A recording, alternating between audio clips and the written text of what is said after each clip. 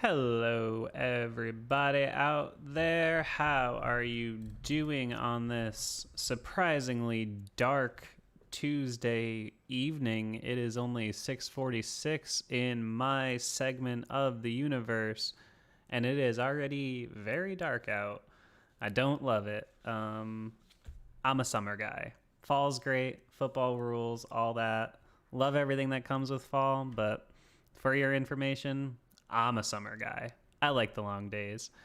Um, anyway, joining me as per usual on uh, every Tuesday, it is my good friend, the illustrious, the noble, the great, Mr. Steel Flyers. How you doing, my friend? Ooh, noble man. I would say it's fitting. I would say it's fitting. All right, cool. Well, thanks, man. We like to say it's a five-star matchup because you are in it. Ooh. So, hey, baby, Thank that's you, how we roll. thank you. That's how we roll. So we gotta. We did do a show on Five Star Radio yesterday. Me and Yep. Gage doing our post Yep. game sort of biopsy, which is always a fun project every week. So needless to say, I haven't really talked to you after the game, and so I think it's only right if the first thing we do is really just go with your sort of initial feel of where you're at. Like, let's just get it out. Let's just Get do out it. in the Let's just. open. I mean, these things have been dogfights lately, and I mean, it just is what it is. Where are we at? Okay. So, I have to say, I'm in mourning of my team. Mm, I I'm think a not lot of sure. people feel that way. I'm not sure really what's going on here. Uh, I think there's a combination of a lot of things that, when you look at it from different perspectives, you can understand why the team isn't playing well. When you look at it as a fan, you just get frustrated and you throw your hat at the TV and you maybe have to go buy a new remote or Hmm. patch holes in walls or whatever your thing is. Yeah, I have a comment on that, but yeah, go ahead. I'll go ahead. All right. I'm gonna note it down. I'm gonna note it down. I'm gonna note it down. Yeah, Yes. okay. So whatever your outlet is, okay, great. But let's really look at all the contributing factors as to why this team is playing or not playing the way that they should be or shouldn't be. Mm-hmm. Okay. And that's kind of what I want to do here today. Look, we can sit here and place blame and point fingers and all that. Okay. And the fact of the matter is this: it is the entire team, that is TEAM, the Pittsburgh Steelers, that is at fault here. It is not any one player, it is not any one coach, it is not any one position. It is the Pittsburgh Steelers from ownership down. That is why this team is playing the way it is. Okay. Well, I think that I can bounce something back at you there, Yes. which is what exactly were they supposed to do? Because this is my Okay. hypothesis, okay? Please lay it on me. With what we're seeing with our once great leader and fearless warrior, Mr. Ben Roethlisberger, to me, okay, is it exacerbated? Is it furthered along by having a terrible offensive line? Sure. However, I would argue that what we've seen to this point is probably not encouraging enough that I think even in a perfect situation, he would really be delivering that consistently. And so to that, I say, well, what were they really supposed to do? Because once he decided he wanted to come back and his agent said we were going to try to make it work, I kind of think their hands were tied, right? They're not going to say, oh, no, Ben, you're out of luck. They very clearly do not want to have another Bradshaw / Palomalu happen with the guy who's played the most games in franchise history. So I'm not saying I blame Roethlisberger. I'm just saying him coming back, I don't know. It made a lot of the decisions for them, don't you think? Because even if you want to look at the way that they built the team in the offseason and blame them for that, I will point out, I think you and I both felt pretty good about most of the offseason acquisitions, including the draft picks, which both the guy I wanted in the first and the guy you wanted in the second were for now players. They're now players that they drafted almost for later, and then their later draft picks were later picks that they drafted for now. That's the thing. Right. Kendrick, Dan Moore, they're for later, but they're being forced to play now. Okay. That's what I mean by there is this huge conglomerate reason why this team is not playing up to the level of expectations from the fans, from the ownership, from the coaches, and even from the players. Okay, when you listen to the players at the press conferences, they don't necessarily have an issue with confidence. They don't necessarily, I mean, as far as them saying it publicly. Yeah, I mean, but they're pro athletes. That's their job. Right. Okay. So they're saying I think they're starting. I think you are starting. You're at least going to start to see over the next few weeks guys that are going to struggle to convey that they have confidence in one player, and it's going to be uncomfortable. It's going to be uncomfortable. Okay. Until we start getting the player-only team meetings, then I'm not worried about anything yet. But let me just say this. This is what I understand what you're saying, and I understand where you're coming from. Okay? But let me say this as far as you're saying, well, what could they have done? Well, there was a lot of mistakes that the Steelers have made all the way back to Le'Veon Bell and Antonio Brown as far as their contracts and how they were re-signed and all that stuff.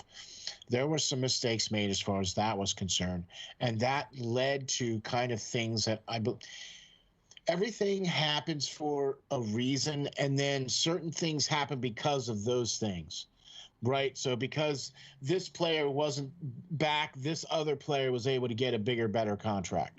Because this player wasn't there, this player got a bigger, better contract, right? You see what I'm saying? I do. So it's really hard to say what could they have done? Well, they could have probably have learned from their mistakes in the past and not repeated them so that they didn't do that with other players like they're seemingly doing now. They could have told Roethlisberger, look, this is your last year, man. Okay? If you want to come back and play, it's on a can you do it basis. Right? The moment you can't do it. Yeah, look, but let's just be real. No. We both know that that's not happening. I mean, it's just not a reality. That's there's a complexity with a player of that stature that it's out of their hands. I don't know. What you think Art Rooney is going to be saying, "Oh, Ben, like if you're not playing good, we're going to have you on a short leash." They're not going to say he's on a short leash. No, I know that. Yeah. To me, here's the thing, okay? And this goes back to your initial point about how, and I do see your point. I don't mean to invalidate it. I just see it slightly differently. To your point earlier about how a lot of us feel like we don't know what to do. We sit here, we watch frustrated. Maybe you implied breaking your TV remote, right? And that kind of anger. And I know that feeling because I've had that feeling in years past. I've had that feeling going to the playoffs, having success in the playoffs. And I think this even is a good comparison, which is that I've seen a number of people, not as much today, it didn't really hang on because of course it didn't, but yesterday people were trying to turn the Joe Hayden thing, the offsides, into like the Jesse James caught that ball kind of thing, like turning it into a movement, like, oh man, we were robbed and whatever. And to me, that really illustrated, I think, how far my feeling about this team and their ability to compete has fallen, and a lot of people's, because let's not forget, okay, the Jesse James thing was a December game against Tom Brady and the Patriots that probably determined home field advantage in a year where you thought you were having a run. This was December football. Just even the simple fact that you would even imply that the Joe Hayden thing in a week 4 game when the Steelers are probably not doing anything, I just think it shows you that we're lowering expectations. And while I don't necessarily subscribe to all of that thinking, I will tell you that watching this game on Sunday, I was less frustrated than I've ever been during a bad loss. I didn't even care because I just knew going in there was absolutely no chance that they were going to be able to win that game. And I was resigned to it by Thursday. It was the first time. This is why I know, and I hate to be the guy beating this drum. I never wanted to be the guy beating this drum, but the facts are what they are. And I'm talking about watching a guy who has been my hero since I was literally a teenager, a freshman in high school. Nothing but love and respect for Ben Roethlisberger. This was the first time in his entire career that I legitimately, at no point in the week, thought there was any path in which they could find a victory. And to me, that speaks to the most important player on the team. I don't know what the franchise was supposed to do. I can't blame him. I can't even blame Mike. I don't know what he was supposed to do. He's not going to bench him. He's not going to tell him no. I don't know. I don't know what you're supposed to do. Okay. I mean, I think they did a good enough job assembling 52 around him. I think if I said this to you, you made fun of it, but I think if you replaced Roethlisberger with Ryan Tannehill right now, this is probably an 11-win team. And that's probably uncomfortable for a lot of people to hear, but it's probably true. Wow. I think Roethlisberger has been that bad. He has been horrible. Okay. And he's been worse every week. Okay. Statistically, his numbers were the best numbers this past week than they've been all year so far. Yeah, because they were down 17 points most of the game. The other ones were closer. Okay. I'm just being honest with you. No. Every game is gonna follow the same script because the other teams aren't scared of our offense. So they don't go super aggressive. So it's like a 10-point lead, and you're like, oh, we're in this. We got Ben, and then you realize Rodgers could have scored 40 if he wanted. He just didn't need to. I mean, all he did was stand.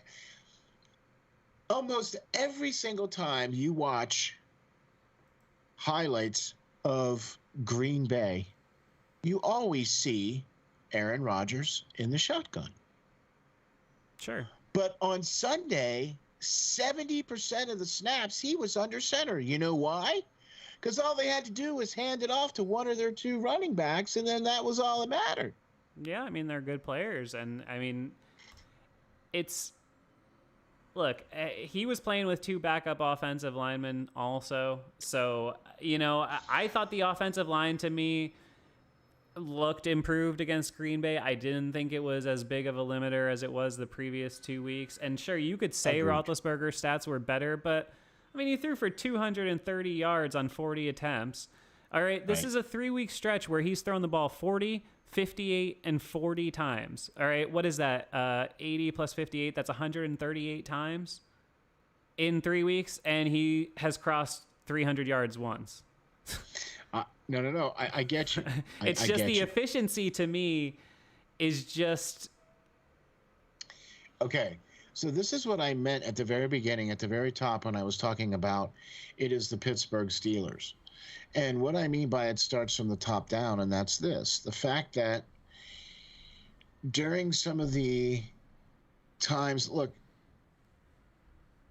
they didn't do anything to address the fact that Marquise Pouncey retired.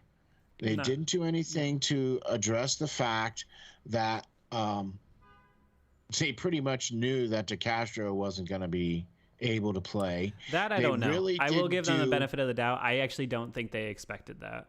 I think that did kind of hit them out of nowhere. I think that did surprise them. Okay. Just give them a little credit. I don't think they expected that. That's all. Okay. And then the poor play of Villanueva. Yep. Terrible. Like he knew he wasn't coming back. Mm-hmm. Right.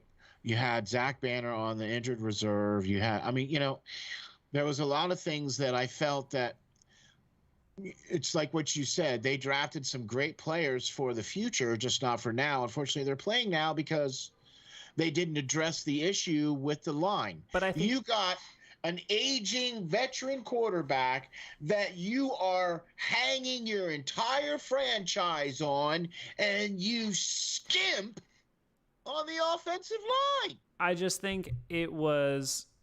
I think it was a combination of a couple things. I think it was a little bit of maybe rose-colored glasses, because one of the things we're gonna encounter here, and we've already seen it with people asking Tomlin questions about Ben, if he's the best option, etc. It's just, you can't expect Tomlin, you can't expect Colbert to be able to accurately really assess what they're watching at a Roethlisberger, because they have a vested interest. They're a married couple, a married throuple. Okay, like they've been tied at the hip for 17 years. Yeah. No, but it's true. It's true. I mean, you can't expect Tomlin to have a fair assessment of Roethlisberger. You can't separate. I get it. You can't separate it. And so, again, I think that they had a little bit of rose-colored glasses about what they thought he could do. Agreed. They said, okay, let's take the best for now guys, being Najee and Pat. I always thought Pat was a luxury pick, to be quite frank. I mean, I'm glad he's on the team, and whoever the next quarterback is will love him. But I still think it was a luxury pick. Najee, I have no problem with. I think Najee is a game changer, but I do think Pat was a little bit of a luxury pick. I mean, is this team really that much worse with Ebron taking 10 extra snaps where he's not going to get targeted anyway? I don't know. What's the difference? Is that better than is that better than getting Creed Humphrey in the second round instead of Kendrick Green in the third? People are saying Creed Humphrey might make the Pro Bowl as a rookie. So yeah, I'm just saying, I don't want to trash talk our guys, because I like them. I was happy about the draft. I think it's going to be a good draft. It just speaks to what you and I have talked about, which is Roethlisberger just is not in sync with the rest of the franchise. He is like, it doesn't make sense. Everything is so perfectly set up to just, if you just replaced him with somebody that was a hair younger and more mobile, I think you're looking at needing to get one or two offensive linemen. All right. I'm sorry. Look, I am just okay. So you feel that putting in Mason Rudolph gives this team a better chance to win? Yeah, I do. Sadly, I'm sorry to say it, folks. It's all love. It's all respect for the 18 years. Trust me, it's not easy for me to say that, but yes, I do. I'm with you. Let me ask you a strange question. What if after 2 games, Mason Rudolph is in concussion protocol because that clock in his head isn't working? Sure. And he gets clocked. Sounds a lot like a quarterback we've been watching for 4 games already, doesn't it? Okay. I'm just saying. Okay, but I have much more faith in a Roethlisberger than I do in a Mason, only because of his past. Because I see that Roethlisberger intuitively still has that clock in his head. Okay, he may not have the physical tools to do it anymore, but he still has that clock in his head, and he can still at least throw the ball out of ways to the other team, of course. You see what I'm saying, though? I see what you're saying, and going into this year, I would have argued the exact same thing, and I would have agreed with you. I would have said intangibles, experience, just knowing something, knowing the playbook, knowing where guys are going to be, which, by the way, there's 5 times as many people watching as have liked the video. So click that like button real quick if you're watching this. I would have said the intangibles are what matters. I would have said, 20 years of experience. You can't beat that. I also know that over the last 10 games I've watched of the Pittsburgh Steelers, the best game by a quarterback was Mason Rudolph. Ben has not put together a good full game, I don't think, since the Jaguars game last year. It's a large enough sample size at this point. Everything else points to it being his fault. I refuse to accept the miscommunication. It's this, it's that.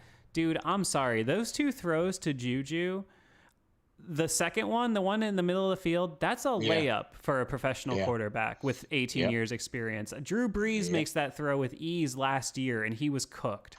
Phillip Rivers, Winston makes that throw. Phillip Rivers would have made that throw last year, okay? And he was cooked. I'm sorry. After I saw that play, I really hate sounding like doom and gloom. I hate sounding, again, this is ridiculous that this becomes some sort of a proxy for how I feel about Roethlisberger as a career, because he's still my favorite athlete of all time and will be for the rest of my life. But I'm just seeing what I'm watching. And after that miss, I literally exclaimed, Ben, will you fake an injury? Because I cannot watch you do this anymore. I can't watch it. It hurts me deeply. And maybe it gets a little bit better if everything else gets better. But at this point, yeah, man, I do. I think Mason Rudolph would be better. I really do. He can at least throw the ball. Ben has arm strength, but he just can't hit the spot consistently enough. Too many misses. He's missed 4 touchdowns in the last 2 games. Easy ones. Those are just the touchdowns that he's missed. Let's not even talk about the short little in the flat passes and over the middle passes that have sailed over receivers' heads. That where the receiver is wide open, there isn't a single guy within 5 yards of him, and the ball was flying. Okay, look, I'm trying really hard not to jump on this negative Nelly wagon here. Okay, I'm really trying to. I just think it's the facts, man. I'm not denying the facts. I'm not hiding from the facts. I already know that this team is not going to be able to move forward as it is right now with the current lineup. It's not going to be able to move forward. I also feel too that there's another contributing factor. See, that's why I think this is more just of a team thing than all being put onto one guy. I'm not saying that he hasn't have his faults. He does. He has more than enough to account for in his play in all of this, right? Mm-hmm. Okay. Najee has more than enough to account for with not turning around fast enough and not being in the flat fast enough. I'm just saying. He's had 81 touches in his first 4 games in the NFL. I mean, I can't put anything on him. Right. And then Ben has the audacity in the postgame to be like, oh, I told Naj, get more physical. Like, bro, he's taken 81 hits in 4 games, okay? Yeah, right. How much more Why don't you throw the ball on target, you dope? But how many times have you watched the pocket collapse because somebody missed a block? Yeah. No, I'm not going to say the line is good, but the line did not play losing football on Sunday. Look, they did the first 3 weeks. Somebody who played on the line, all right? This team has played losing football all 4 weeks. They don't have the get off. They don't have the first step. They are losing their ground on all their blocks. When they are standing up, they are getting pushed back. They have no push forward. That's why Najee gets nothing. Mm-hmm. When they do work, and we saw it, right? There were a couple of plays where, oh my gosh, it was like the parting of the Red Sea. Yeah. And there was this huge hole that Najee could run through. It was like, oh my God, look, they got it right. Look, this is what happens when you get it right. Oh, yeah. Look at this gaping hole that he gets to run through.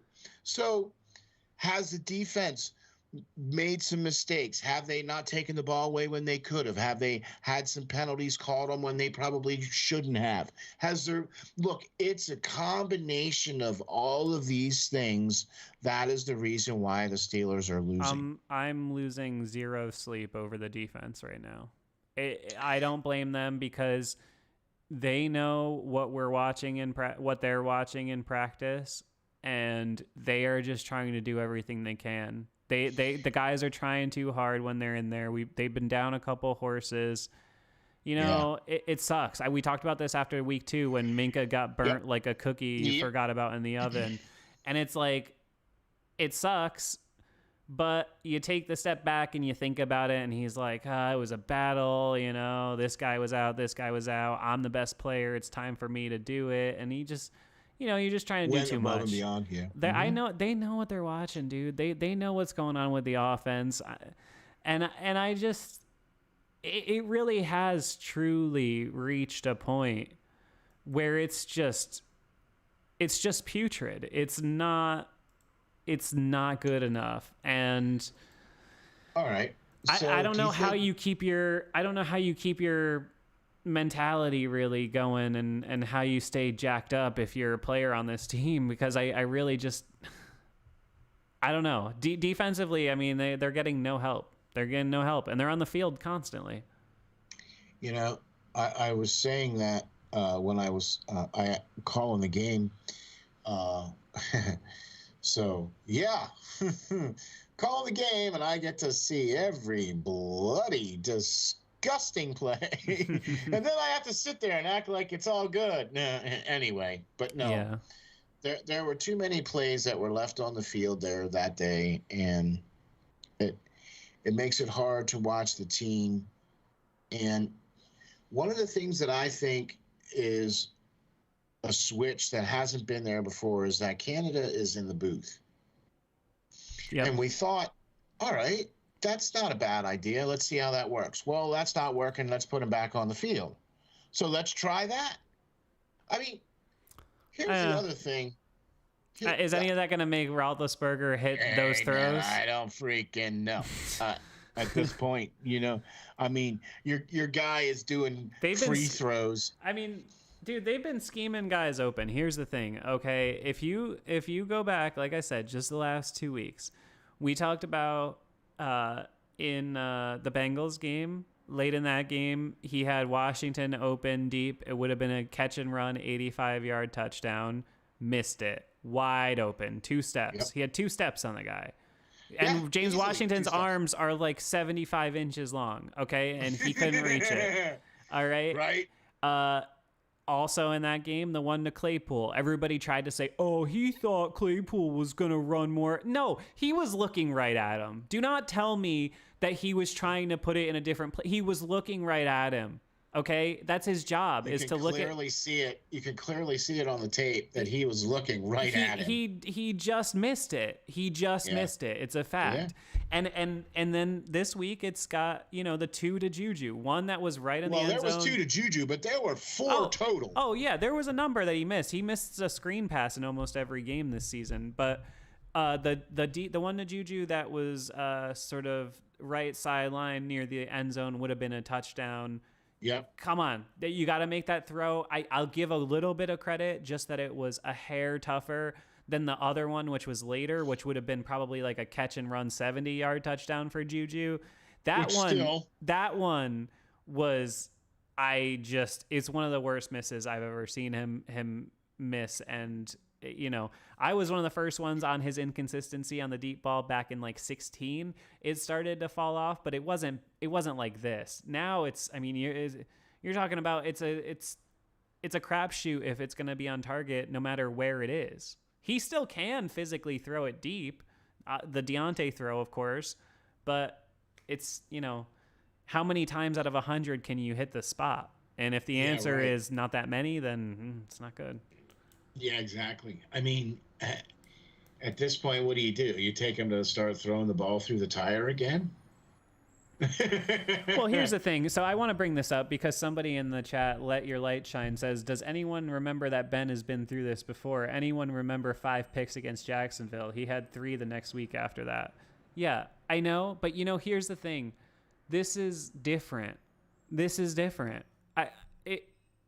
Ben has always been capable of having terrible games.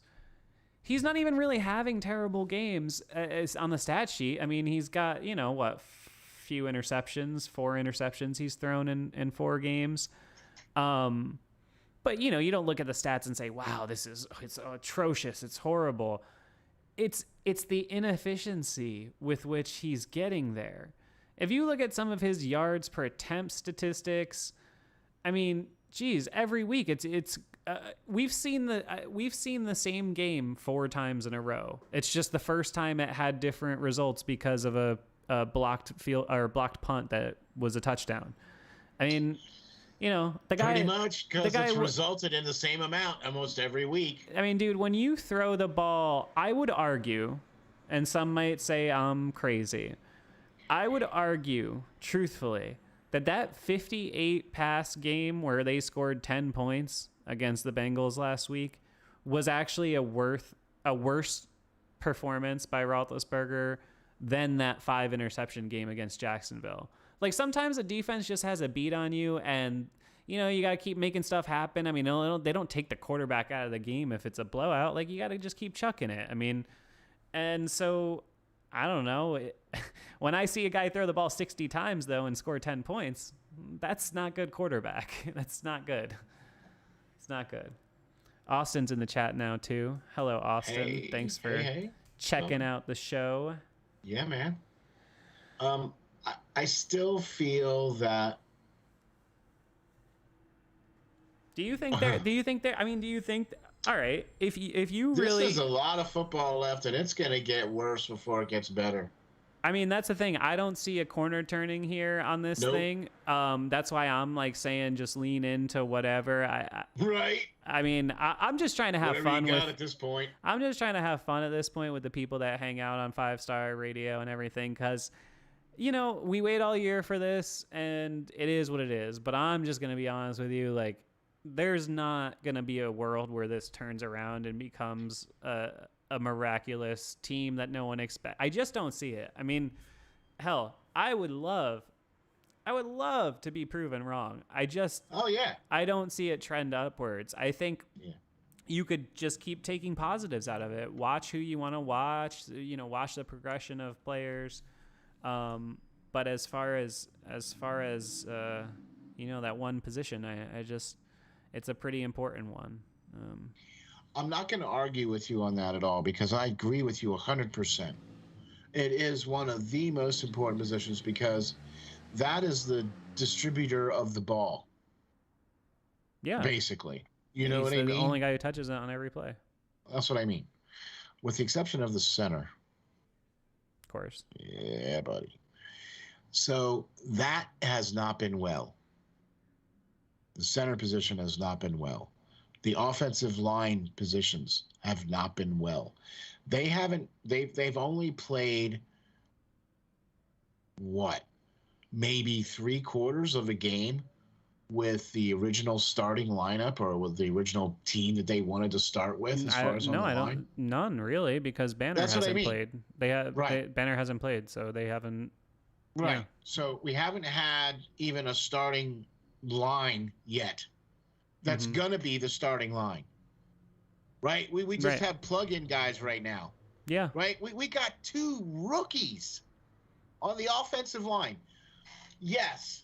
When you look at the statistics and you see that Ben Roethlisberger has only got 3 yards or 3.7 yards per attempt, and he's got 58 attempts, but he only has blink seconds to throw the ball because the defense is coming down on him. That's true.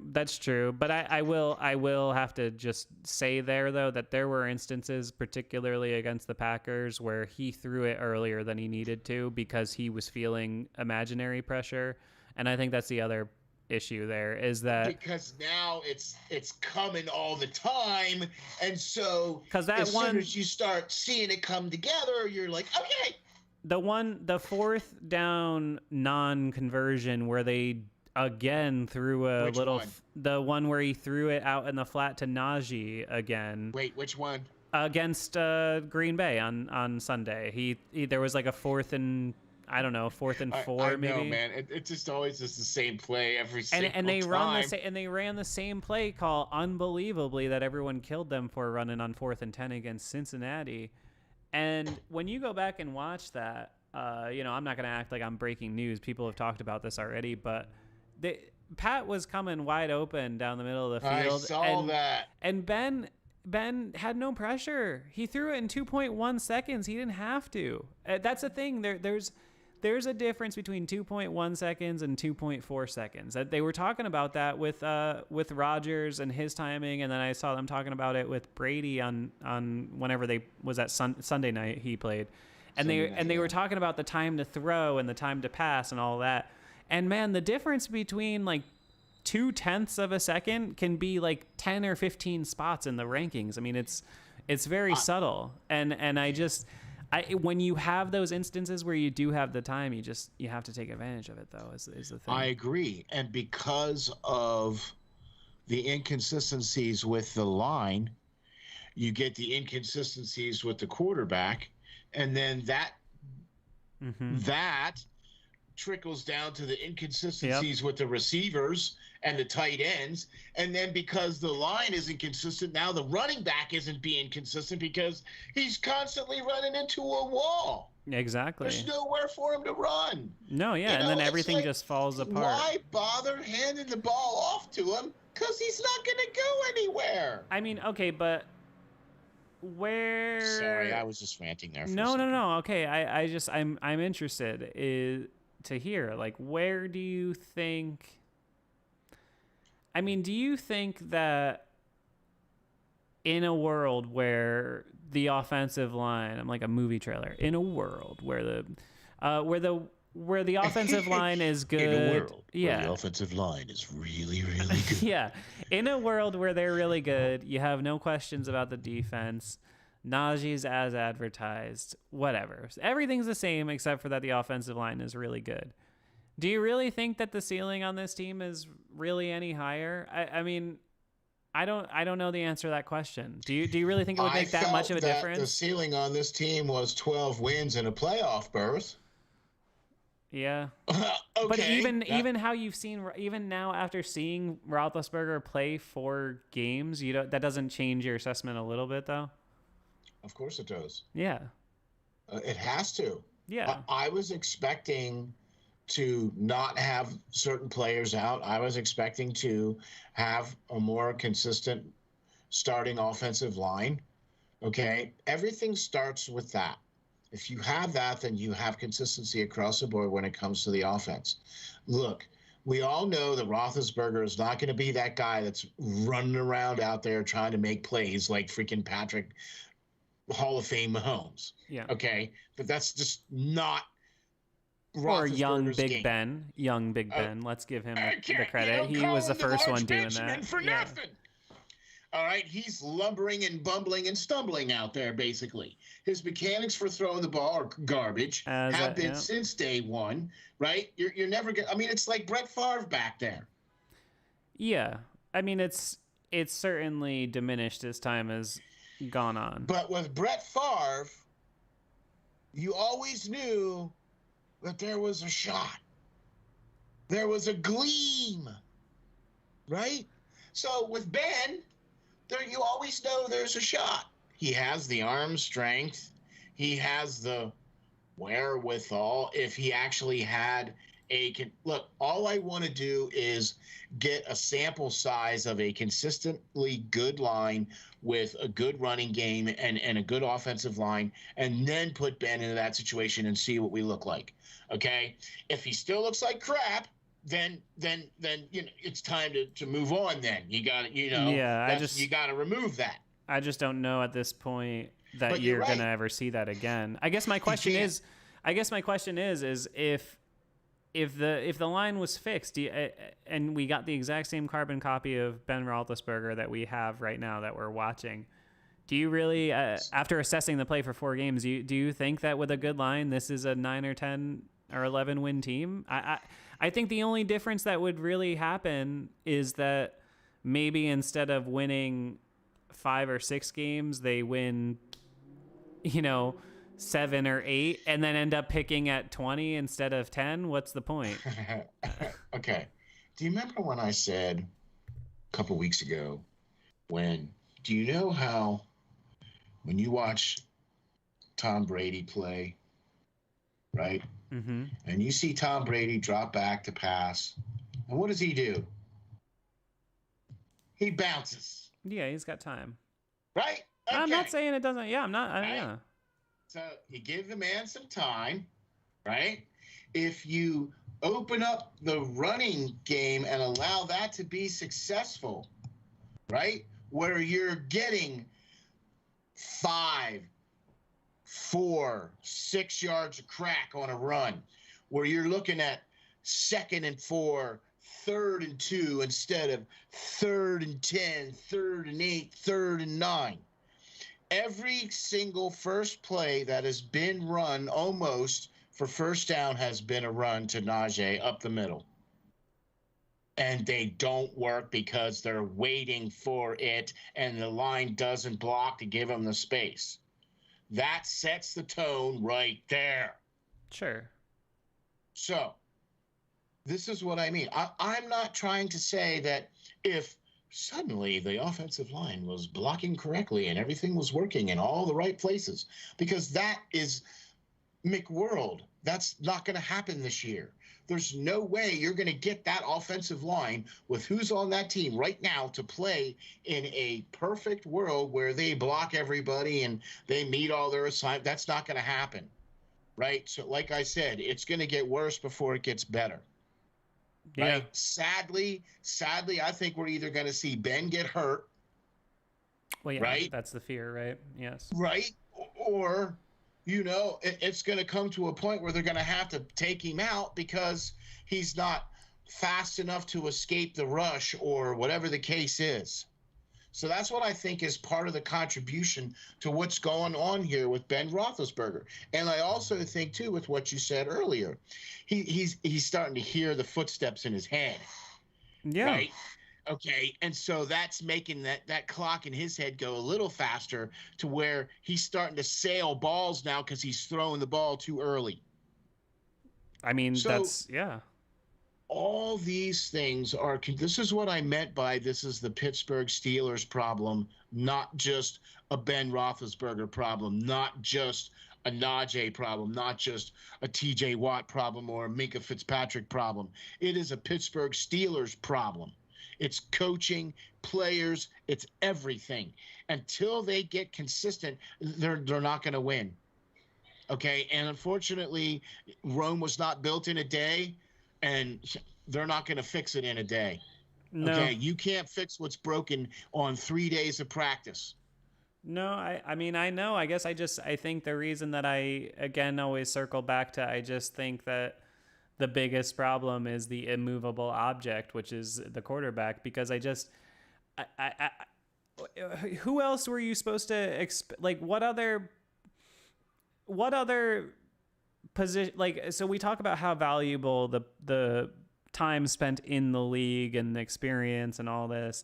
We talk about how that's so invaluable, right? It's what makes Brady so good. It's what made Brees so good, Rivers, Roethlisberger, even as their skills diminish, which I will say Brady's skills don't seem to really have diminished. I see there's some debate in our chat about that right now. I mean, Brady still throws the ball extremely well, much more consistently, I think, than maybe what we're watching. But you talk about this experience, and okay, so you're addressing, these cumulative issues with the offensive line and how it would cause everything to, and now Ben's hearing footsteps.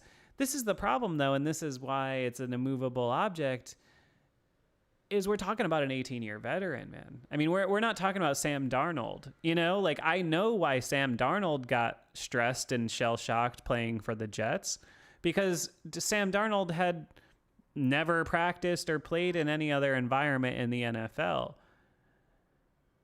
Ben Roethlisberger has played in every possible scenario that you could possibly have played in. And if we're even talking about practice impacting the way he's playing the game, then I think you're already really down a path there where you're not looking at a position player who you're plugging into the lineup and adding wins to the lineup. And I just think it's unfortunate. I think it's uncomfortable, but I think it's just going to be a facet of everything we look at for the next 16 or 14 or 13, 15, however many weeks. The thing of it is, and this is what I guess the big giant elephant in the room is that Father Time waits for no man. It comes. And someday Father Time is going to come a knocking. And guess what? Father Time is knocking on Ben Roethlisberger's career right now. Okay? It is time for him to go. All right? I'm not even going to try to sugarcoat it. I'm not trying to make excuses for the man. I'm not. Okay? When you look at everything all the way down, it's much easier to change the quarterback to see if that fixes the team than it is to fire the coach or but see, that's replace this or replace that. But see, that's an interesting thought, though, is okay, because so I've had a couple people, you know, I think what I'm more aligned with, generally speaking, would I love this season to turn around and like have some crazy restoration story? Sure, that'd be great. Cinderella story. Be really good for my ratings on 5-star matchup. But that'd be a nice story for them. It sure would. But I just, you know, I don't know that that's happening. And I guess so. You know, are you saying that you're more of the mindset, which I've had some other people comment this and it surprised me, like in their radio streams of, well, forget about complaining. Like, what are we supposed to do? Like, how do we start winning? Like, how do we turn this around? And are you even of the mindset of we have to figure out how to turn this around? Because frankly, I really struggle to see the point. I don't see the top on this thing being a championship no matter what you do. And I know we're the Pittsburgh Steelers and we have pride, but is it better to stumble to 8 or 9 wins? I don't know. Where are you with that? Because it's kind of a philosophical question, isn't it? Yeah. Look, this team is not going to be able to establish an identity this year. And when the team is not able, when a team is not able to establish an identity, meaning are you a run first team, are you pass first team, are you a balanced team, are you this, are you that, whatever, they're a mess. All right. No, offensively, they have no identity whatsoever, but they have good skill players. Okay, on paper, Pittsburgh has got some incredible talent. They've got great skill players. There are not many teams I would take their skill players over the Steelers. Yeah. All day long. Agreed. 100%. Okay. But I'm more of a mindset that the winds of change need to happen in Steeltown. Ooh. The message is getting rusty. I agree. And this is coming from somebody who's a bit of a Tomlin apologist and supporter most of his career. I've always given him more slack. I have arrived at the point, though, that I think it would ultimately be a positive if him and Ben ride off into the sunset together. Some things over the last 3 seasons have led me to believe that the Pittsburgh Steelers are also of the same mindset. You think? He has not gotten an extension for more than 1 year at a time over the last 3 years. He's gotten 1 year extension, 1 year extension, 1 year extension. The last year or the year before last, he got a 2-year extension, right? But that was it. All the other times have been 1 year extensions. Sure. Secondly, previous year they fired, meaning management above him, fired all of the assistant coaches, or most of them. They didn't. Offensive they let line a lot coach, go. offensive coordinator, but whatever, right? Brought in all new people. Okay, so that to me signifies that they're setting things up so that when it's time for Mike to go, that they'll have people in place. I think that's what they're trying to do. At least that's what it seems like on the face of things. At least that's what I'm reading into it. I can see that thinking a little bit, but I don't see them Maybe not on purpose. I but think you know they'll what I mean. end up in the same scenario there, though, as they have with Roethlisberger, which is just the way that they do business. They're not going to tell Mike to pack your bags. They're just not. I don't see it. They're not going to do that.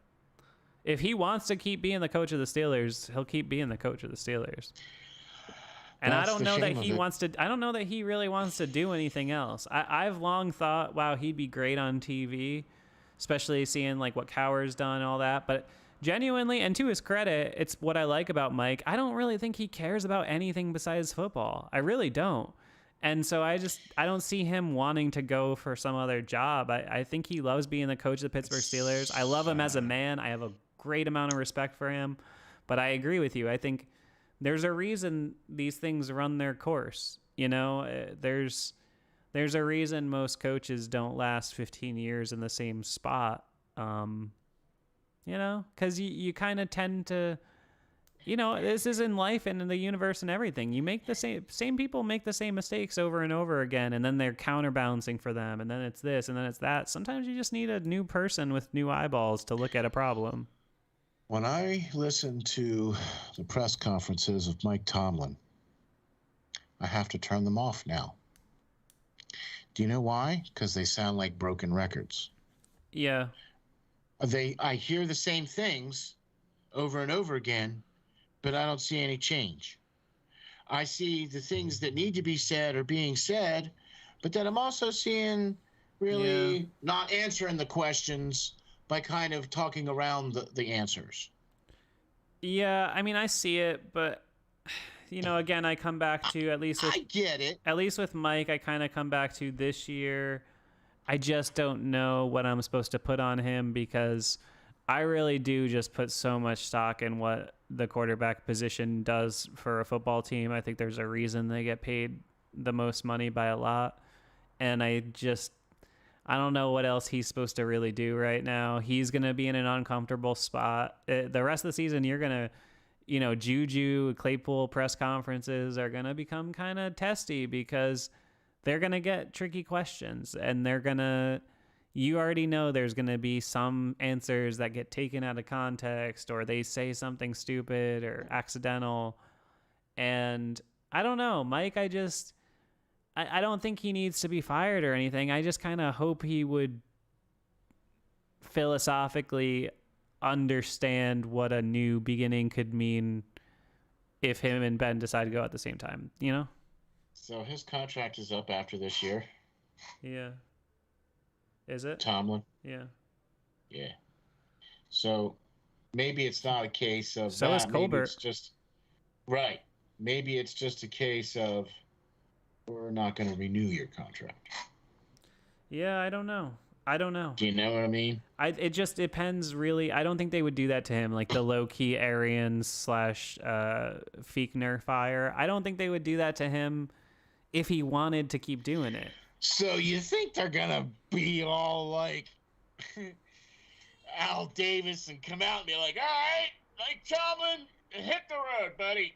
No. I mean, you know, they didn't do that with any of the other coaches. They're not going to.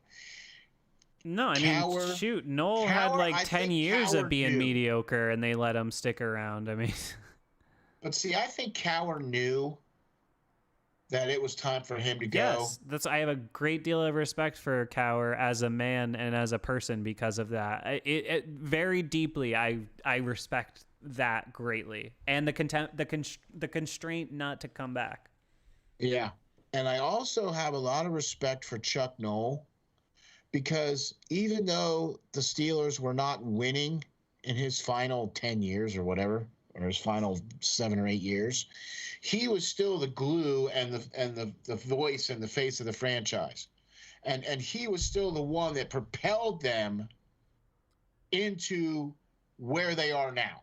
Sure, of course. Okay. So, well, I mean, yeah, but I still think there's an argument to be made that it's a lot easier to look on these things knowing how the rest of history played out. I mean, think about it. In our mind's eye, it seems like, so I know you're a little bit older than me, so you experienced this firsthand, whereas I was, yet but a boy.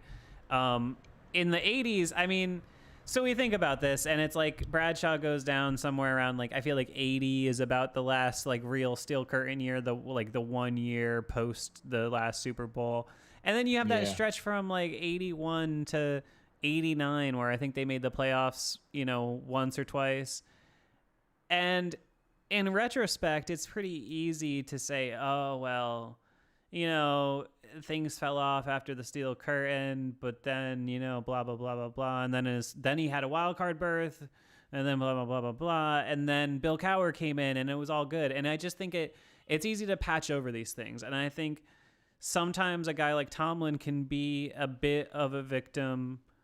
The same way recency bias is often a positive when we analyze things with sports, it can sometimes be a negative. And because we're experiencing it in real time, it's easy to say what he's doing is worse. But in reality, Tomlin's never had to stretch anything like what Noel did in the 80s. I mean, that even if you want to look at the last decade, they haven't won the Super Bowl, but they still did more than the Steelers did in the 80s. So I don't know. I just think it's an interesting... With Mike T, when we get out a few more years, whenever he does try to call it quits, I just think he's a really interesting evaluation. I'm not sure about how you talk about him. I always looked at Mike Tomlin. When I first saw that he was going to be hired as the coach of the Steelers, I was not in favor of him being named as the coach. A lot of people wanted Whisenhunt to get the job at the time, I recall. No, I didn't want Whisenhunt. Okay. I liked Wiz. I liked Wiz too, but I really would have much rather have gotten somebody like Russ Grimm. Yeah, I knew you were going to say that because you played offensive line. Well, hey, what can I say? I go with what I know, right? But anyway, I felt he was shorted of at least the job, or at least the opportunity to get the job. Yeah. Right? Like he was completely passed over. And so they brought Mike Tomlin in. Okay, and when I looked at where Mike Tomlin had come from, right, and my initial assessment of Mike Tomlin was this. He is a Super Bowl winning defensive coordinator. Mm-hmm. Okay? So if all he had to worry about was the defense, then Mike Tomlin is your man. Okay? Sure. But I did not like him as a head coach at all. I still don't like him as a head coach. I have never, in all the years that I've been watching football, which is almost as long as you've been alive, sir, okay, seen a coach who didn't at least have a clipboard or some 3x5 cards. That's incredibly arbitrary, though. I mean, come on. Like, that's... in their hand no. that has something to do with what's going on in the game. Oh, please. No, I don't buy that, okay? We have to, whatever we do in the assessment of Mike Tomlin, we really, sincerely, deeply need to get that out there. No, it's okay, but we do, I think it's important, at least fundamentally for me, to address this idea and this concept of like, oh, he's not an X's and O's guy. He's just a personality football guy. Mike Tomlin knows more about football than any of us in this chat or in this conversation will ever know, okay? Or have forgotten. Yeah, exactly. Okay. So I'm not taking anything away from that. I don't like subtracting from him as an intellectual being. That's important to me. Okay. I am not taking anything away from that at all. Is the man extremely well educated and articulately because well I think spoken? I see him as a very tactile person. I see him as a guy that players have proven that they want to play for. He's protected guys from stuff. Okay, like we can talk about the Killer Bees era and all the stuff that went on. All the coaches have. But that's his job. That's what he's trying to do. And all the coaches have. We got to this end of this AB thing, and we all were like, "Oh man, that was crazy."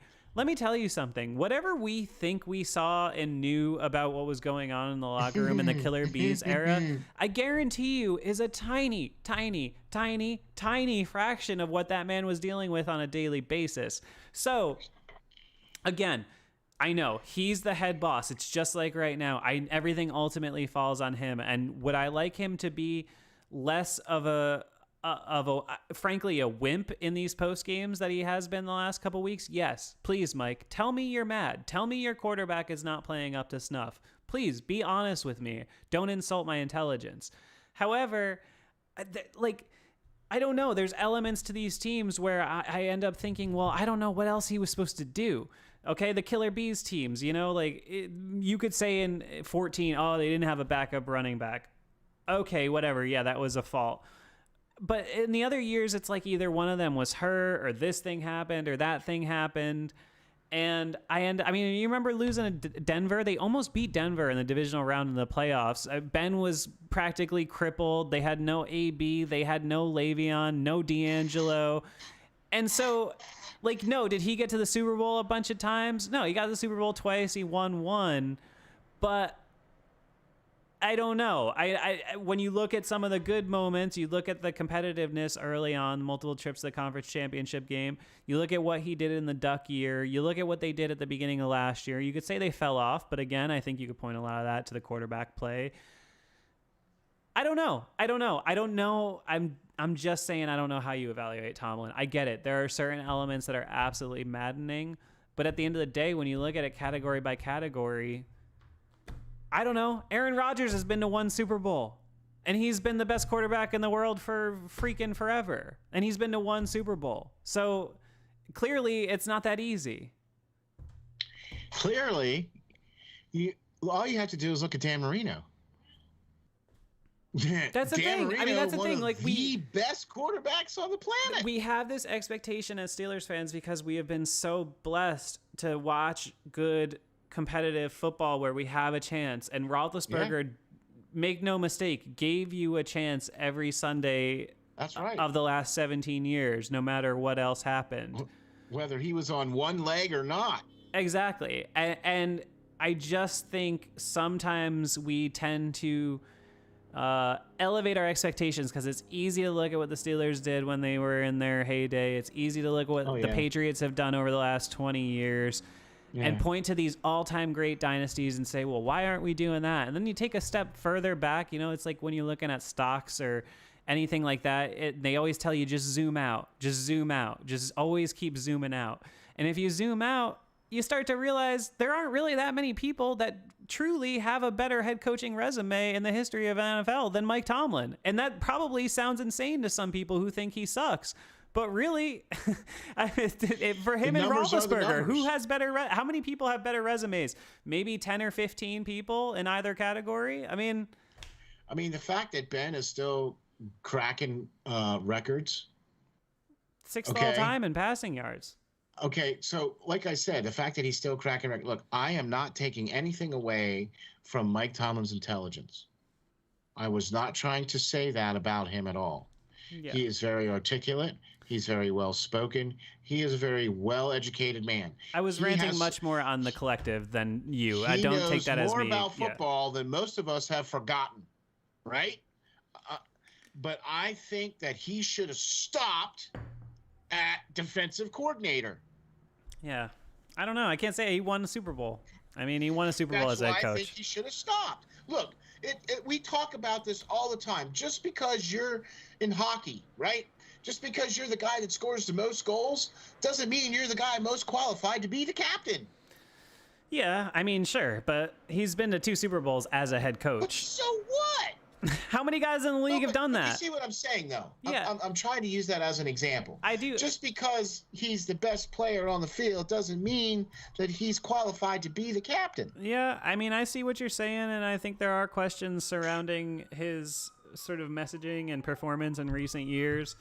But I think that, my overall feeling towards Mike in general has been that I think there's a lot of these moments that just could go other ways. I think there are ugly moments for him. The Jaguars playoff game, the Browns playoff game, these are ugly moments, no doubt about it. But I think there's a lot of good moments too. I think when you really... I've seen good moments, yeah. Yeah, but see, look, I'm starting to see a cumulative group of things that consistently keep happening with Mike Tomlin run games. Yeah, they have. Okay. Yeah, yeah, I see what you're saying. And it's gotten worse over the last couple of years, but it's progressively become more and more prevalent over the last couple of years. Okay.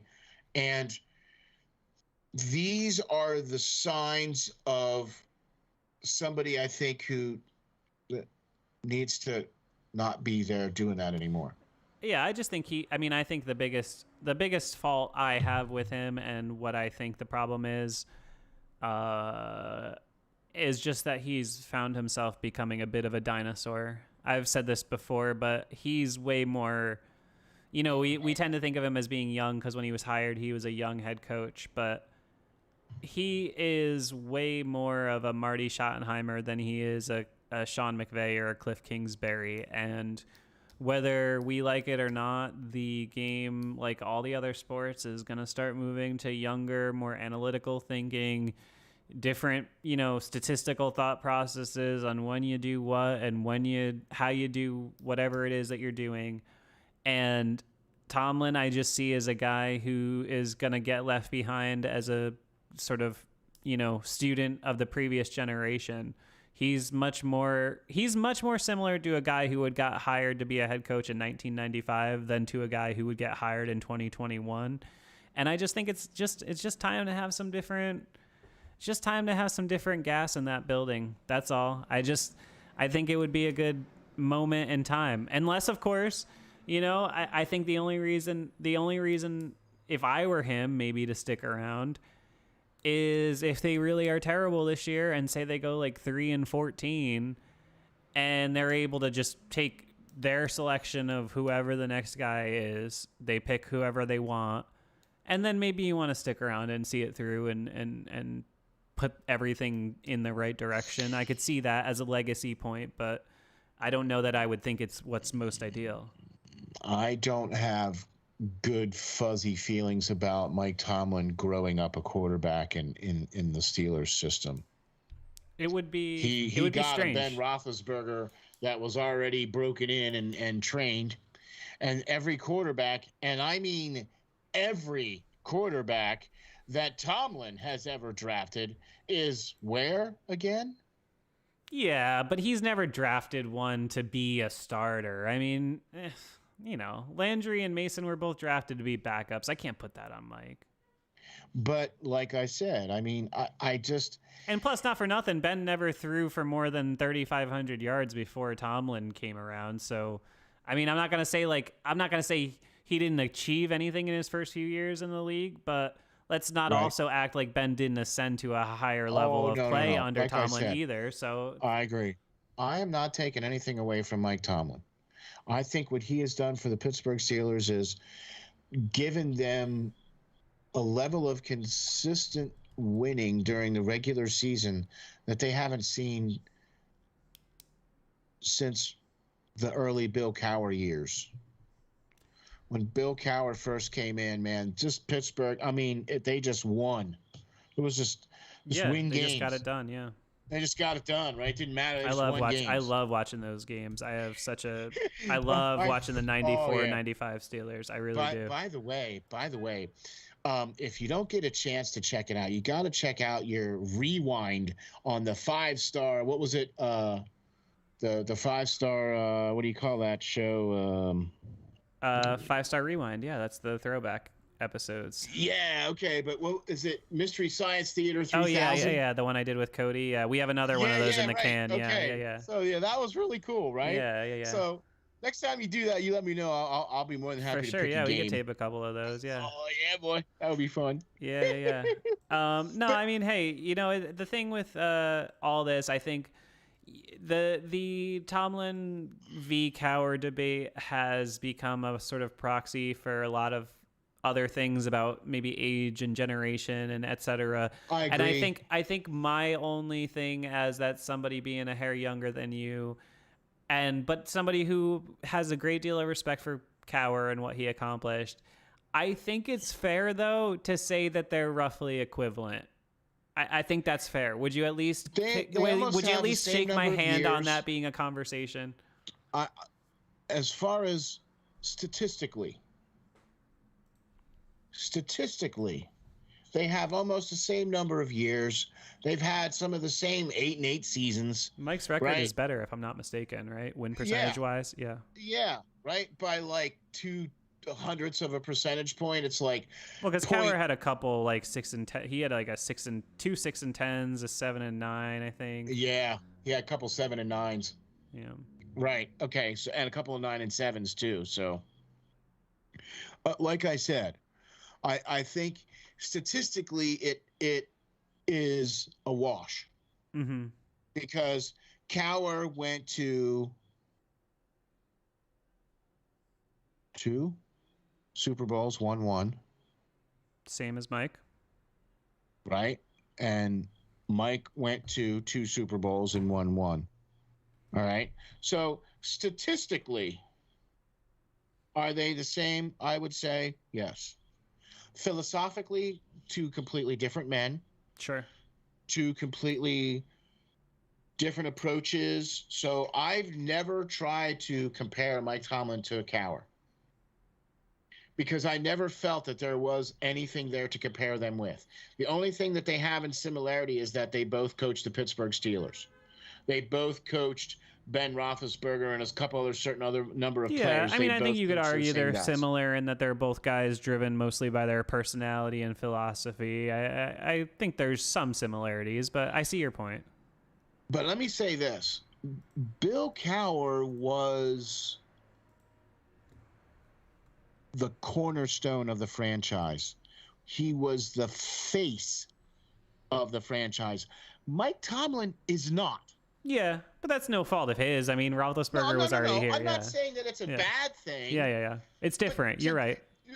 So those are the differences, right? Yeah, you're right. So Cowher was the face of the team, the face of the franchise. He was the chin, there's no songs about Tomlin power. Yeah, right? No, I understand that. I see the point. No, I see the point. I think you're definitely right. I mean, Cowher, I think people forget, was much more of almost a pop culture figure. You know, Cowher was famous. Like, Mike Tomlin is famous. Everybody knows Mike Tomlin if you like football. But Bill Cowher was, like, famous. You know what I mean? Everybody knew who Bill Cowher was because he's like, oh, that's that Steelers coach who's all angry and all this. Now? No, I mean, even in the 90s, he was, like, a known guy. He's in, like, Ace Ventura, or he's in, No, but he's in The Water Boy and stuff. When he first started. Yeah. Not when he got hired. Not when he got hired, but I'm saying after a few years of seeing him running around like a lunatic spitting on the sideline, Cowher was like a mainstream celebrity. Like, everybody knew who he was. I get you. Yeah, and he Tomlin was a national figure. Yeah, Tomlin is different in that sense. So I see it that way. I think, you know, when you assess them both legacy-wise, I think at the end of the day, when we get 20 years down the line, I don't think we're seeing them really much different. That's all. I'm just saying I think they're going to be more or less the same. I'm going to say this. And they'll probably be more or less the same as the next head coach, too. Bill Cowher and Mike Tomlin, I believe, were the second and third best coaches of the Pittsburgh Steelers ever. That's a pretty fair assessment. They've only had 5 or 6 coaches all day, but no, yeah, I know what you mean. Like, yeah, there's not a single team on this planet in any realm of sport, with the exception of some college football teams and a few European hockey teams, where you see a coach that coaches for longer than 10 years. Oh, no, it's wild. I mean, the thing about, I mean, we've had 3 coaches since we went to the moon for the first time. I mean, that's sick, you know, it is wild. That's and it is, than I'm alive. No, it is a point. It is a point of pride, and it is something I love about being a Steelers fan, and that's why even in these most dark times, I never still got this many. Yeah, it's important for all of us to not lose sight of it. And if I could say something, especially to like sort of younger fans too, is that I just see some of this pettiness on social media and stuff towards Browns people about Baker Mayfield and all this stuff. And I'm like, man, you're looking like they did 2 or 3 years ago, you know? Like, let's just have some pride. Like, I know we're down right now, but we're still the Pittsburgh Steelers, and we're still going to be back before you know it. Like, that is my optimistic take, and that's what I'm going to be spreading around the rest of this year, is that this team, sure, I don't think the ceiling this year is very high, but I think that the ceiling for the future, like, I don't think we're really looking at a long rebuild here. I really don't. I think most of the team is in place. Everybody that's important is like 26 or younger. I'm not worried about it. You just need a quarterback, and you got to fix that line. Ben's just on the wrong trajectory. If Ben was 34, it'd be different, but it's just, I agree. He's just 4 years too old. I agree. You know what I mean? And it's unfortunate that we basically wasted those 3 years with Fiechner under Ben, you know what I mean? Where we could have brought somebody in that might have been a little... I mean, but that's tricky because that's what he wanted, and the offense in 18 was pretty good, and then, you know, you had the Duck year. It's hard to blame him, and then coming off the injury, you're not going to... I think everybody kind of thought 2020 was going to be like a sort of last hurrah, and, you know, just didn't work out that way. And maybe it should have been. And see, that's what I think is going to happen here. I think you're going to see those two guys tied together, Roethlisberger and Tomlin. I think it would be kind of nice. I really do. I think it would make me feel happy and complete as a Steelers fan if they... I think we have a better chance of seeing that than we do seeing the line and everything get fixed this season. Oh yeah, I think that I would say that would be correct. I don't though. Even though it's a pretty story to make up, I don't see Tomlin leaving. I don't. Just say this, okay? I put it at probably like 90% at this point that Roethlisberger is not going to play next year, but I also would probably put it at 90% that Mike Tomlin is the head coach next year. Okay. There's 5% in there somewhere where they both leave, though. Yeah, I mean, I get what you're saying. You know what I mean? And I think that's kind of where you might see one go and then the next year, the next one goes, or vice versa, or something like that. I don't know. I just don't think you're going to see Roethlisberger going to any other team. And frankly, I don't think you're going to see Tomlin go to any other team. No, I don't think, quite frankly, honestly, I don't think anybody would sign Ben Roethlisberger at this point.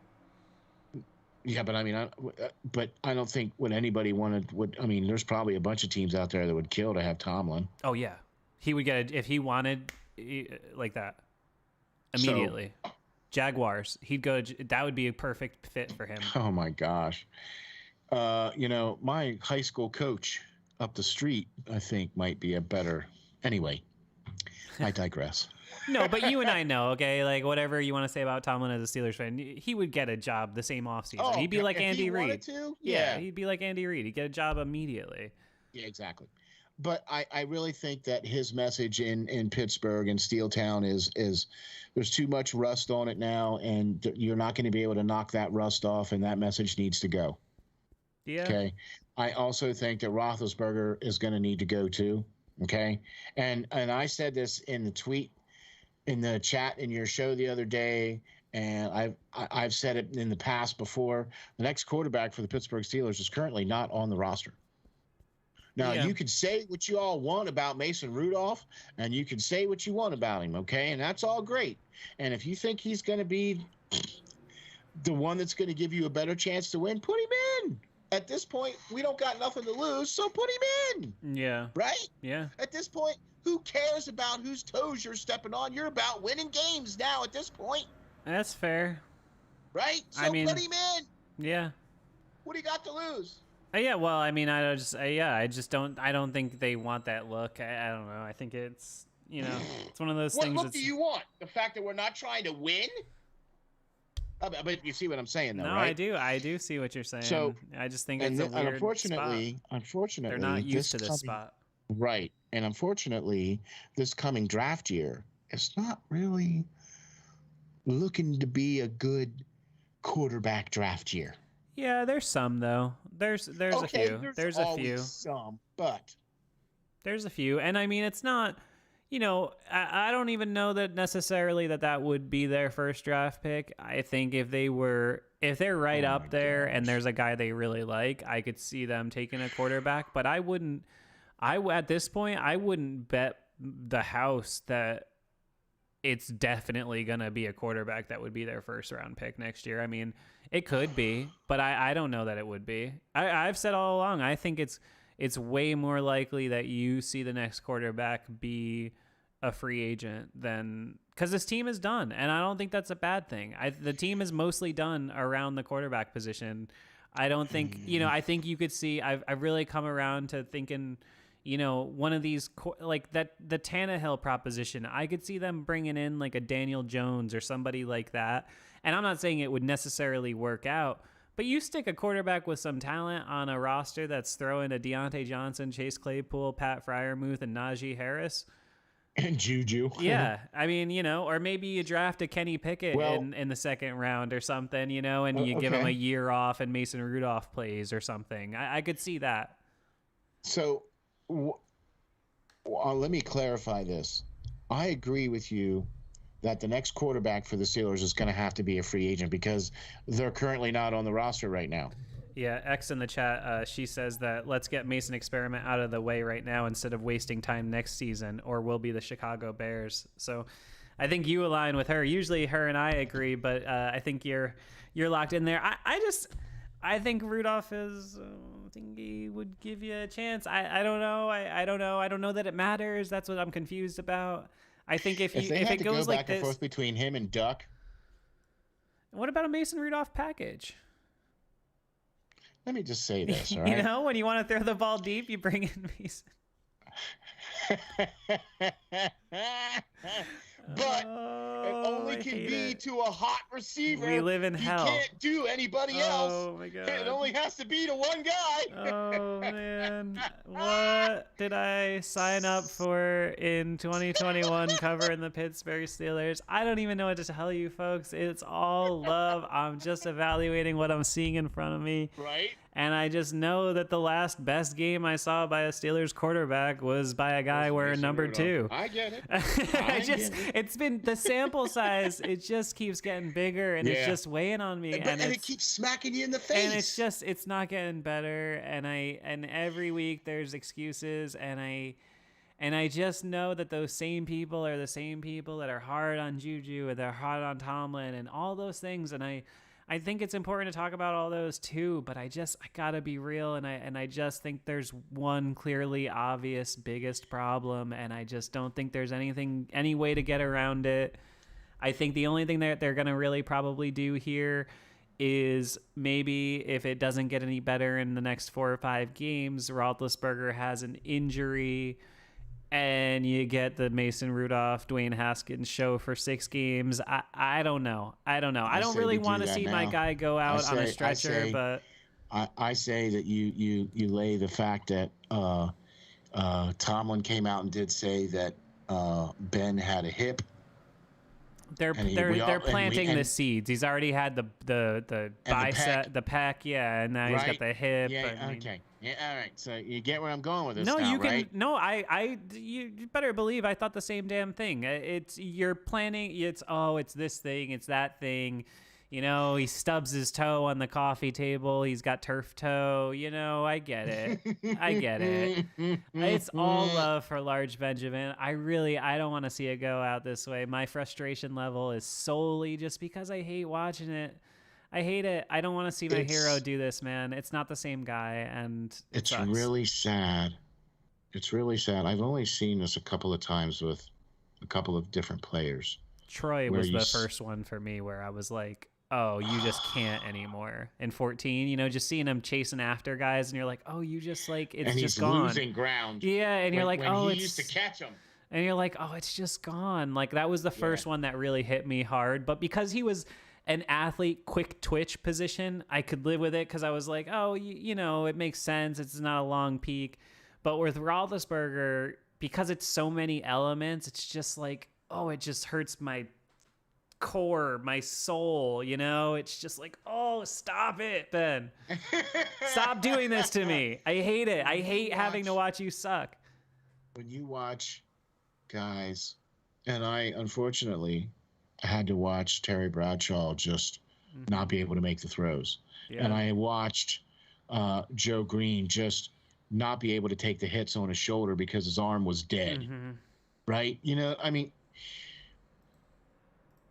no one likes it. Yeah, it sucks. It happens to everyone, and you really hope. Look, nobody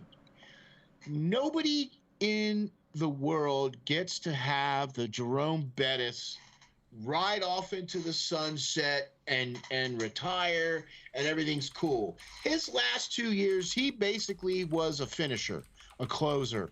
He wasn't the starter. No, of course. He would only come in occasionally, you know what I mean? So he wasn't even the same guy his last 2 years, and he only came back that final year because Ben said, hey, I'll make you a promise and I'll get you to the Super Bowl next year. Well, guess he made good on that promise. Yeah, he did good that time. See, that's the other reason why we sit back as fans and go, man, Ben played with a broken nose. Man, Ben played with a broken foot. Man, Ben played with this. Ben played with that. Well, what do you mean he can't do it? Right? So that's kind of where you're at right now. Yes, there's a psychological hurdle to over. Yeah. But why can't he do it? No, there's a psychological hurdle to overcome. I've been seeing it. We've been talking about it on 5 Star Radio for the last 2 weeks, where I feel like we've been like a week ahead of what the general Steelers fan base discourse is, where I just in the Raiders game I was like, oh, that wasn't encouraging, and then the Bengals game. I knew it was done. I just at the 58 throws for 10 points. I can't get past it. I was just like, man, it's done. That's just, you can't. It's not good enough, you know. And and so now I feel like everybody is where I was a week ago, and people are coming around a little bit more to this sort of acceptance. And it's grief. I've been through grief. I've been through very real life grief, and truly, it sounds hyperbolic, but this is how it happens. It's an emotional thing. And if I could say anything to all the people that watch 5 Star Matchup, truly, this sounds corny, but I am here to talk to you. Like, you can be in my DMs, you can be in my chat. Let's converse about this, because I know that everybody is going through it emotionally with the Pittsburgh Steelers right now. And I know what Ben Roethlisberger means to a lot of people as an on-field hero. And all I'm saying is, it's not hate. I'm just being honest, and I am here to talk to you about it. Like, if you're really feeling sad, like, let's talk. Yeah, right. Because I get it. Happy to provide the shoulder. It's not hard. It is hard, and you're allowed to feel upset and conflicted, and no one wants to say these things. But we also have to be honest with ourselves, or we're lying about our expectations, and then who are you? Then you're not even trusting yourself. So you know. It's not going to stop the content from coming. It's not going to stop us. It's not going to stop us from calling games. It's not going to stop us from, doing the things that we're good at. It's just that there's going to be a tinge of disappointment in the air. The only difference is I'm leaning back in my chair instead of leaning forward in my chair during games now. Because I really I don't know that there's going to be many games. I said this to my guys on the show last night, but I don't know really truly how many games are going to be left on the schedule where on Sunday morning you're sitting there saying, wow, I feel pretty good about today. I really don't think there's going to be very many. And speaking of games and teams that are you're not really looking forward to, this week's matchup against the Broncos. I know people are already like, oh well, they're playing Drew Lock. Hello, by the way, the offense was playing much better last year, and the defense was playing good, and we needed a sack by Terrell Edmonds to lock that game down against Drew Lock. So not exactly a pushover. And they are a much improved team. They were undefeated up until this past week. Yeah, no, they've been good. They've been some nice surprises in the league. It's a shame the Steelers have been so crappy because it's limiting my enjoyment. But it's been kind of cool to see Denver, and I love what Carolina has going on. They're a fun little team. They're just winning every week and doing. I like parity. I've been impressed with what they've been doing in Carolina. I was not expecting. The quarterback there to just come Darnold, in. Yeah. I mean, I that was. I always thought he was gonna be pretty good, man. He was good at college. I But I thought he wasn't had potential. expecting him to go to Carol. I wasn't expecting that jump. Yeah. Yeah. You know, like he went like I thought him playing at the Jets that because I thought the same thing. I thought Sam Darnold is a heck of a quarterback, right? I mean, I really think he's got all the tools. I think he's, and he started playing with the Jets. I was like, oh man, I think. But then suddenly he's now playing for Carolina. It was like, all right, him down there with McCaffrey, and all right, yeah. I mean, now McCaffrey's been hurt now the last 2 weeks, but still, I really thought that he was a good quarterback and always felt that he would be. I mean, like, look, I'm going to tell you right now, man, I was pining for Jalen Hurts. Oh, really? I still don't really think he's going to be a great NFL quarterback. I think he's just going to be okay.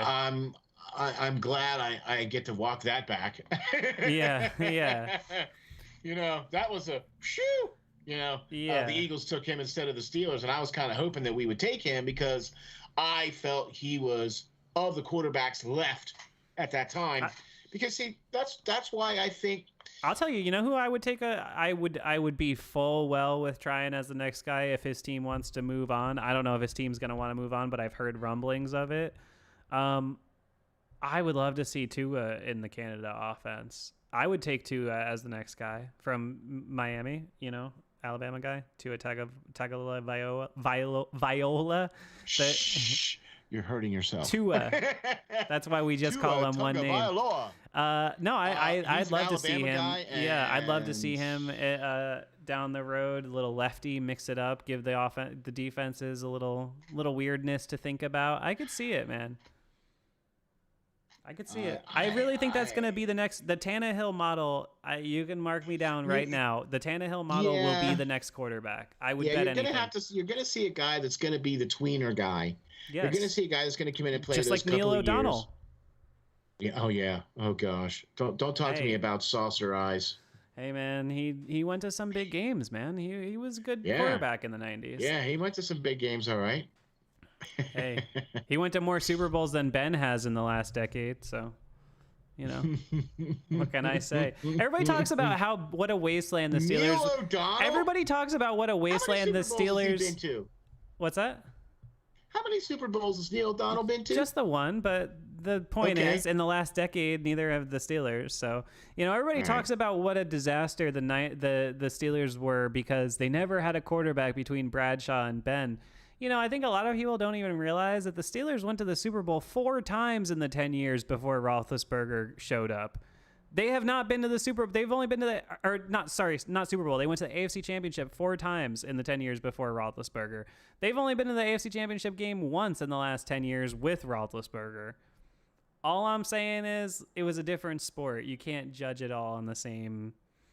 And it was a different time frame, and it was kind of a different era, and you know what I mean. It's like Ben has been caught up into that tweener, like same thing with Tomlin. Mm-hmm. Like you said, he's more Marty Schottenheimer than he is, McVay, right? Mm-hmm. Yeah, because of his age, and the same thing with Roethlisberger. Yeah, you know what I mean, and. I don't have a problem with bringing in a free agent guy that can, come in for the next couple of years and help the team win. But I really, really, really feel that the best way to get a quarterback is to draft one. Oh, yeah. I mean, no doubt that's the best way. I'd rather have Justin Herbert than, let's draft a guy. I'm totally for it. I think I have a feeling that unless this season goes really bad, I think it's just more likely you see Rudolph for a year and maybe a free agent. But that's a story for another time. I think we got to get things headed off on this edition of 5 Star Radio. If you are still hanging out, make sure you hit that like button, even though we're about to wrap up. I appreciate each and every one of you hanging out in the chat, especially my good friends who are here all the time. Don't think I don't recognize your names and don't appreciate the people that are chilling every time. Steel Flyers, before we get out of here, anything you want to tell the people? Yeah, man. Just remember, okay? This is the Pittsburgh Steelers, okay? You still put that black and gold jersey on with pride. All right. So we might not be winning every Sunday, but we're fighting for you every Sunday. Right. Mm-hmm. Okay. So thank you all for watching us. You can check me out on Twitter at SteelFlyers52. You can check me out online at www.steelflyers.com, Facebook as well. Thank you, 5-Star, for having me on, man. I look forward to these every Tuesday because this is how we get to talk about our team. And any chance I get a chance to talk about the Steelers, sign me up. It's a 5-star matchup because you in it. Thanks, my man. Really appreciate it. No problem at all. These are like therapy sessions. I feel like Tony Soprano. I'm just sitting here talking about, Ben Roethlisberger, and I have a feeling I'll be talking about Ben Roethlisberger in therapy for the next 45 years of my life. I've already exclaimed that to my fiance about how, and I told her just the other day. I said, because we started dating in 2014, and I told her, I said, at least you got to see a few good years of Ben, so you don't think I'm nuts, when I'm screaming in 50 years at my niece about how you didn't see Roethlisberger in his prime. At least you got to see that. Nice. Awesome. But yeah, no, I don't really have anything to add on this edition of 5-Star Radio. Just thank you all for hanging out as per usual. I truly do appreciate it. I wish we were delivering more content for you, but it is an uphill battle in this algorithmic world we live in, considering the state of the Pittsburgh Steelers. But I will say, the sooner we all come over to the dark side and accept that 2021 will probably not buck upwards, then we can all just have fun and make some jokes together and have a good little November and December. So try to have fun. Don't take it as seriously. It's going to be okay. It won't be that long before we're back on top. That's right. It's just a game. Exactly. Steel Flyers, thank you for joining me. Everyone on YouTube, thank you for listening to me. I will see you guys next time. Bye.